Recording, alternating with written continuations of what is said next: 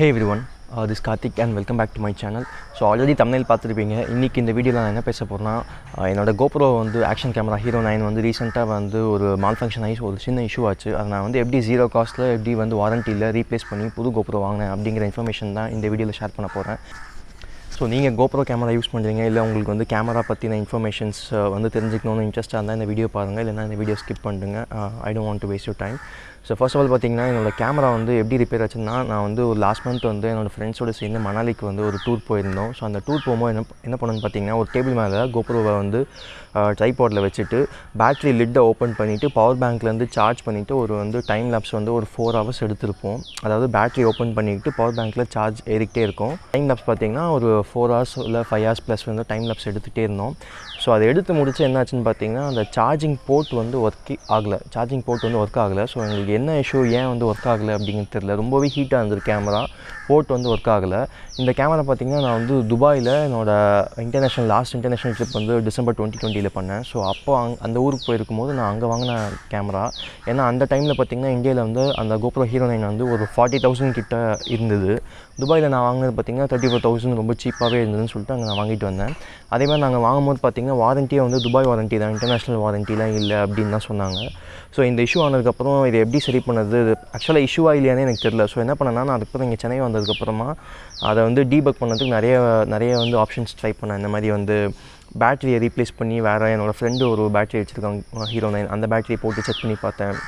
அதுக்கப்புறம் பார்த்தீங்கன்னா பேட்டரி எடுத்து டேரெக்டாகவே ப்ளக் பண்ணி நீங்கள் ஆன் பண்ணிங்கன்னா ஆன் ஆகணும், அப்படி ட்ரை பண்ணி பார்த்தேன். அதுக்கப்புறமா அந்த ஆன் பட்டன் இருக்குது பார்த்தீங்களா, அதை வந்து ஒரு 30 seconds ஹோல்ட் பண்ணணும். ஸோ இந்த மாதிரி நிறைய வந்து குட்டி டீபக் ஆப்ஷன்ஸ் வந்து யூடியூப்பில் இருந்தது. ஸோ இது எல்லாமே ட்ரை பண்ணி GoPro ஆனே ஆகலை. ஸோ அதுக்கப்புறம் தான் கண்டுபிடிச்சேன் அது வந்து சார்ஜிங் போர்ட்டில் தான் இஷ்யூ, கேமராவில் இஷ்யூ இல்லை அப்படின்னு சொல்லிட்டு. ஸோ அதுக்கப்புறம் என்ன பண்ணேன்னா, இமீடியட்டாக எனக்கு கேமரா யூஸ் பண்ணணும் அப்படின்னு சொல்லிட்டு டெல்சன்னு சொல்லிட்டு ஒரு எக்ஸ்டர்னல் பேட்டரி சார்ஜர் வந்து அமேசானில் வந்து செல் பண்ணியிருந்தாங்க. அது வந்து சைனா பிராண்டானு தெரியல, அஃபிஷியல் GoPro கிடையாது. அஃபிஷியல் GoProவோட பேட்டரி சார்ஜர் பார்த்திங்கன்னா 5,000 ப்ளஸ் வரும். ஸோ இந்த டெல்சன் வந்து எனக்கு ஒரு சீப்பாக இருந்ததுனால அந்த டெல்சன் எக்ஸ்டர்னல் பேட்டரி சார்ஜர் வாங்கி என்னோடய எக்ஸிஸ்டிங் பேட்டரி எடுத்து அதில் எக்ஸ்டர்னலாக சார்ஜ் பண்ணி அதுக்கப்புறம் நான் யூஸ் பண்ணிகிட்டு இருந்தேன். ஆனால் அது வரைக்குமே என்னால் சார்ஜிங் போர்ட் வந்து யூஸே பண்ண முடியல. ஸோ அதுக்கப்புறம் நான் வந்து இப்போ மோட்டோ விலாகிங் அந்த மாதிரி இப்போ வந்து பைக் டூரிங்லாம் பண்ணும்போது பார்த்தீங்கன்னா அந்த GoPro மாடோ இல்லைனா உலான்ஜி அடாப்டரோ அந்த போர்ட்டில் தான் கனெக்ட் பண்ணணும். ஸோ போர்ட் ஒர்க் ஆகலைன்னா இதெல்லாம் பண்ண முடியாது. சரின்னு சொல்லிட்டு நான் யூஸ் பண்ணிக்கிட்டே இருந்தேன். அதுக்கப்புறம் வந்து சரி செல் பண்ணிவிட்டு வேறு ஒன்று வாங்கிடலாம், பட்டிங் யூசர்ஸ்க்கு செல் பண்ணிவிட்டு இது நம்ம வேறு ஒன்று வாங்கிடலாம் OLXல நான் கூட ஆட் போட்டேன். ஆனால் அதுவும் வந்து ரொம்ப ப்ரைஸ் வந்து ரொம்ப கம்மியாக தான் வந்து கோட் பண்ணி கேட்டிருந்தாங்க. ஸோ அதுக்கப்புறம் திடீர்னு ஒரு நாள் பார்த்திங்கன்னா, என்னோடய ஃப்ரெண்டு ஒரு கண்ணன் ஒருத்தர் இருப்பார், அவர் வந்து ஒரு யூடியூப் லிங்க் அமிச்சார். அதில் பார்த்திங்கன்னா ட்ராவல் வித் செல்லுன்ட்டு ஒரு யூடியூப் சேனல். ஸோ அதில் வந்து ஒரு மோட்டோ விலாகிங் பண்ணுற ஒரு ஃப்ரெண்டு வந்து இந்த GoPro Hero 8, அவர் வந்து Hero 8 வச்சுருந்தாரு, அதை எப்படி வந்து ரீப்ளேஸ் பண்ணார் with zero cost under warranty சென்னையில் இருந்துக்கிட்டு அப்படிங்கிற இன்ஃபர்மேஷனை வந்து ஷேர் பண்ணியிருந்தார். ஸோ அதை பார்த்துட்டு அவர்கிட்ட நான் கால் பண்ணி பேசி நிறைய ஐடியாஸ்லாம் கேட்டு தெரிஞ்சுக்கிட்டேன், எப்படி ரீப்ளேஸ் பண்ணணும், அதுக்கப்புறம் என்னென்ன டாக்குமெண்ட்ஸ்லாம் சப்மிட் பண்ணணும், எத்தனை நாளில் வந்து வரும், எத்தனை நாளில் கேமரா வந்து ரீப்ளேஸ் பண்ணி தருவாங்க அப்படின்னு சொல்லி கேட்டுக்கிட்டு அதுக்கப்புறம் GoProவோட அஃபிஷியல் வெப்சைட் இருக்கும் பார்த்தீங்களா, gopro.com/help/contact us, அதில் போய்ட்டு ரீஜன் வந்து இந்தியான்னு சூஸ் பண்ணிவிட்டு நீங்கள் வந்து ஒரு டிக்கெட் ஒன்று ரைஸ் பண்ணணும். அந்த டிக்கெட்டில் வந்து உங்களுக்கு என்ன இஷ்யூ, என்ன கேமரா என்ன இஷ்யூ என்ன ஆச்சு எல்லாம் போட்டு ஒரு டிக்கெட் ரைஸ் பண்ணிங்கன்னா ஒரு 1 hour இல்லை 2 hourலேருந்து GoPro சப்போர்ட் டீம்லேருந்து உங்களுக்கு வந்து கால் வரும். ஸோ நீங்கள் டிக்கெட் போடுறது பார்த்திங்கன்னா அரௌண்ட் ஒரு 10 AM அந்த டைம் மேலே நீங்கள் போட்டிங்கன்னா தான் உங்களுக்கு வந்து கால் வந்து கரெக்டாக மணிலாவில் இருக்க கஸ்டமர் கேர் டீமோட கனெக்ட் ஆகி ஒரு 11 AM அந்த டைமில் தான் எனக்கு கால் வந்தது. ஸோ நீங்கள் ஏர்லி மார்னிங்கே போட்டிங்கன்னா அங்கே வந்து கஸ்டமர் கேர் டீமில் வந்து யாருமே இருக்க மாட்டாங்க. ஸோ அந்த மாதிரி நான் ஒரு வாட்டி ட்ரை பண்ணி எனக்கு கால் வரல அப்படின்னு சொல்லி தான் நான் ஃபெடப் ஆகிட்டு சரி செல் பண்ணிடலாம் அப்படின்ட்டு ஒரு முடிவு எடுத்தேன். ஸோ அதுக்கப்புறம் பார்த்திங்கன்னா இங்கே நான் வந்து என் ஃப்ரெண்டு வந்து கரெக்டாக கைட் பண்ணார், இந்த ட்ராவல் வித் செல்லு அப்படிங்கிற யூடியூப் சேனல் வச்சுருக்கவர். ஸோ அவர் கரெக்டாக கைட் பண்ணார், இந்த மாதிரி இந்த டைமில் போடுங்க ஜி, அப்புறம் வந்து டிக்கெட் போடுங்க, அதுக்கப்புறம் உங்களுக்கு கால் வரும், உங்கள்கிட்ட ஒரு 1 hour பேசுவாங்க, டாக்குமெண்ட்ஸ்லாம் அனுப்புவாங்க, அதுக்கப்புறம் நீங்கள் கேமரா வந்து ஷிப் பண்ணணும், அதுக்கப்புறம் ரீப்ளேஸ் பண்ணுவாங்க, இதுதான் ஸ்டெப்ஸ் அப்படின்னு சொன்னார். ஸோ அதே மாதிரி என்ன பண்ணிங்கன்னா, அதே மாதிரி நான் வந்து அந்த வெப்சைட்டில் போய்ட்டு ஒரு டிக்கெட் போட்டேன். வித்தின் ஒரு 2 hours வந்து எனக்கு வந்து கால் வந்தது. சப்போர்ட் டீம் பார்த்திங்கன்னா மணிலாலேருந்து கால் பண்ணியிருந்தாங்க, ஃபிலிப்பைன்ஸ்லேருந்து. ஸோ அவங்கள்ட்ட வந்து என்ன இஷ்யூ இதெல்லாம் நான் சொன்னேன். அதுக்கப்புறம் வந்து அவங்க கேமரா வந்து ஒரு ஃபோட்டோ எடுத்து அனுப்ப சொன்னாங்க. கேமரா உள்ளே பார்த்தீங்கன்னா பேட்டரி லிட் போடுற இடத்துல வந்து அந்த GoPro சீரியல் நம்பர் இருக்கும், அதோட ஃபோட்டோ, அதுக்கப்புறமா கேமரா எல்லா ஆங்கிள்லேருந்து ஒரு 4 ஃபோட்டோ. இந்த ஃபோட்டோலாம் எதுக்குன்னா ஃபிசிக்கல் டேமேஜ் இல்லை அப்படின்னு கன்ஃபார்ம் பண்ணதுக்கு வந்து ஃபோட்டோ எடுத்து ஒரு வெப்சைட் ஒரு URL கொடுத்து அதில் அப்லோட் பண்ண சொன்னாங்க. ஸோ அது பண்ணிட்டதுக்கப்புறமா வந்து பார்த்திங்கன்னா ப்ரூஃப் ஆஃப் பர்ச்சேஸ். ஸோ அந்த ப்ரூஃப் ஆஃப் பர்ச்சேஸ் வந்து நான் வந்து துபாயில் வாங்கின பில் இருந்தது. ஸோ அதையும் ஒரு ஃபோட்டோ எடுத்து அதையும் வந்து அந்த லிங்க்கில் வந்து அப்லோட் பண்ணிவிட்டேன். ஸோ இது எல்லாத்தையும் பார்த்துட்டு அது வந்து சார்ஜிங் போர்ட்டில் இஷ்யூவா இல்லையா, நீங்கள் ஏதாச்சும் வந்து வேறு ஸ்டெப்ஸ் எல்லாம் பண்ணிங்களா இல்லையா, எல்லாமே கன்ஃபார்ம் பண்ணிவிட்டு அதுக்கப்புறம் அது எலிஜிபிள் ஃபார் ரீப்ளேஸ்மெண்ட்டா அப்படிங்கிறத அந்த சப்போர்ட் ஏஜென்ட் வந்து கன்ஃபார்ம் பண்ணுவார். அப்படி கன்ஃபார்ம் ஆகிடுச்சுன்னா அவர் வந்து ஒரு லிங்க் அனுப்புவார். அந்த லிங்க்கில் வந்து உங்களோட டெலிவரி அட்ரஸ், உங்களோட வீட்டு அட்ரஸ் வந்து நீங்கள் வந்து அந்த லிங்க்கில் வந்து நீங்கள் வந்து அப்டேட் பண்ணணும். ஸோ தட் அவங்க ஷிப் பண்ணி வரும்போது அந்த அட்ரஸில் வந்துடும். அதுக்கப்புறமா வந்து இன்னொரு மெயில் அனுப்புவாங்க. அந்த மெயிலில் பார்த்திங்கன்னா 3 இமெயில் ஃபார்ம்ஸ் இருக்கும். அது ஷிப்மெண்ட் ரிலேட்டடான RMA ஃபார்ம்ஸு, அப்புறமா வந்து அந்த இன்வாய்ஸு, அந்த ஃபார்ம்ஸ்லாம் அனுப்புவாங்க. ஸோ இது எல்லாம் அனுப்பிச்சிட்டு அவங்க என்ன சொல்லுவாங்கன்னா, கேஸை வந்து அப்டேட் பண்ணிட்டு இந்த மாதிரி உங்களுக்கு வந்து அந்த ஒரு 3 ஃபார்ம் கொடுப்பாங்க ஷிப்மெண்ட் பண்ணுறதுக்கு. அந்த ஃபார்ம்ஸ் எடுத்து அழகாக ஒரு பாக்ஸில் நீங்கள் வந்து உங்களோட கேமராவை வச்சு நீங்கள் வந்து யூபிஎஸ் பார்சல் சர்வீஸ் மூலிமா நீங்கள் வந்து சிங்கப்பூருக்கு அனுப்பணும். ஸோ அவங்க அதை பார்த்துட்டு அங்கேருந்து வந்து அந்த கேமரா ரீப்ளேஸ் பண்ணி அனுப்புவாங்க. ஸோ இதான் ஹோல் ஸ்டெப்ஸ்.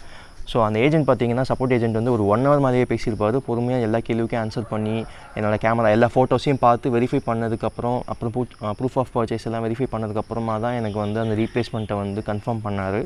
இந்த கேமரா பார்த்திங்கன்னா டிசம்பரில் வாங்கினேன். ஸோ ஆல்மோஸ்ட் இப்போ வந்து ஒரு 5 months தான் இருக்குது. ஸோ 5 months தான் இருக்குது. ஆனால் நான் வந்து இஷ்யூ ஆனது பார்த்திங்கன்னா ஒரு மார்ச்லேயே ஆகிடுச்சு, மார்ச் எண்ட்லேயே ஆகிடுச்சு. அதுக்கு நடுவில் வந்து நான் வந்து இதை ட்ரை பண்ணல. ஒரே ஒரு வாட்டி மட்டும் சப்போர்ட் கேஸ் போட்டேன். ஆனால் எனக்கு வந்து காலே வரல. அது வந்து நான் ரொம்ப ஏர்லி மார்னிங்கில் ரைஸ் பண்ணிட்டேன் சப்போர்ட் கேஸை. ஸோ அதனால் நம்ம இந்தியன் டைம் ஜோனில் ஒரு 10 மணிக்கு மேலே அந்த மாதிரி டைம் நீங்கள் போட்டிங்கன்னா, லைக் இங்கேருந்து ஃபிலிப்பைன்ஸ்லேருந்து இல்லை ஃபிலிப்பைன்ஸ்லேருந்து உங்களுக்கு வந்து கஸ்டமர் கேர்லேருந்து உங்களுக்கு கால் வரும். ஸோ அந்த ஃபார்ம் பார்த்திங்கன்னா, ஸோ இதான் அந்த வந்து 3 ஃபார்ம்ஸு.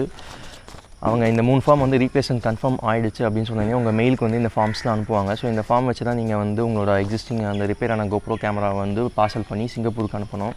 ஃபர்ஸ்ட் ஃபார்ம் பார்த்திங்கன்னா இந்த ஷிப்மெண்ட் பண்ணுற அந்த பார் கோடு எங்கே போகுது, ஸோ அந்த ஃபார்ம் இது. அப்புறம் RMA ஃபார்ம்னு சொல்லிட்டு இன்னொரு ஃபார்மு. ஸோ இந்த RMA ஃபார்மில் வந்து என்னோடய கஸ்டமர் பேர், அப்புறம் என்னோடய RMA கேஸ் நம்பரு, அப்புறம் RMA நம்பரு, அப்புறம் GoPro வந்து சிங்கப்பூர் அட்ரஸ்ஸு, என்ன கேமரா வந்து நம்ம வந்து ரீப்ளேஸ் பண்ணுறோம், Hero 9 Hero 8. என்னோடய கேஸில் Hero 9 அப்படிங்கிறத Hero 9 அப்படின்னு சொல்லிட்டு இந்த RMA ஃபார்மில் இருக்குது. அப்புறமா வந்து கஸ்டமர் இன்வாய்ஸ் இது வந்து 3rd ஃபார்ம்.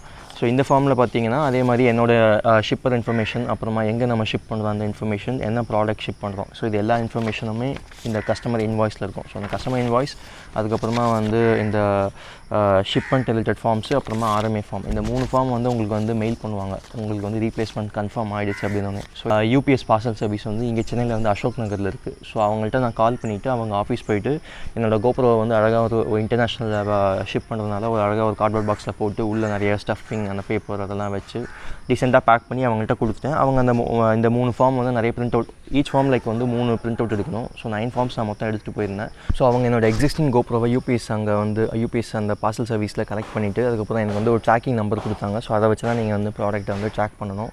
ஸோ அது முடிச்சதுக்கப்புறம் நான் வீட்டுக்கு வந்துட்டு அந்த ட்ராக்கிங் நம்பர் வந்து யூபிஎஸ் வெப்சைட்டில் போட்டு ட்ராக் பண்ணிகிட்டே இருந்தேன். எக்ஸாக்டாக வந்து ஒரு 3 daysக்குள்ளே பார்த்திங்கன்னா அது வந்து சிங்கப்பூருக்கு ஷிப் ஆகிடுச்சு. எனக்கு ஒரு அக்னாலஜ்மெண்ட் மெயிலும் வந்துருச்சு. ஸோ அந்த சேம் டே பார்த்திங்கன்னா அவங்க என்னோடய ரீப்ளேஸ்மெண்ட்டை வந்து ரெடி பண்ணிவிட்டு ஒரு நெக்ஸ்ட் டேவே வந்து அனுப்பிட்டாங்க. பட் இந்த கோவிடில் பார்த்திங்கன்னா நிறைய வந்து ஃப்ளைட்ஸ் எல்லாம் வந்து ப்ராப்பராக இல்லை அப்படிங்கிறதுனால அது வந்து ஒரு 1 week மேலே எடுத்தது அங்கேருந்து இங்கே வரத்துக்கு. ரூட் பார்த்திங்கன்னா சிங்கப்பூர்லேருந்து சென்னை தான் வரணும். ஸோ அதுக்கு ஃப்ளைட்ஸ் வந்து அவ்வளோவா இல்லை அப்படிங்கிறனால Singapore to Thailand to China, அப்புறம் துபாய், அதுக்கப்புறம் டெல்லி, அதுக்கப்புறமா வந்து சென்னை. ஸோ இந்த ரூட் வழியாக தான் எனக்கு வந்து பார்சல் வந்து கடைசியாக டெலிவரி ஆச்சு.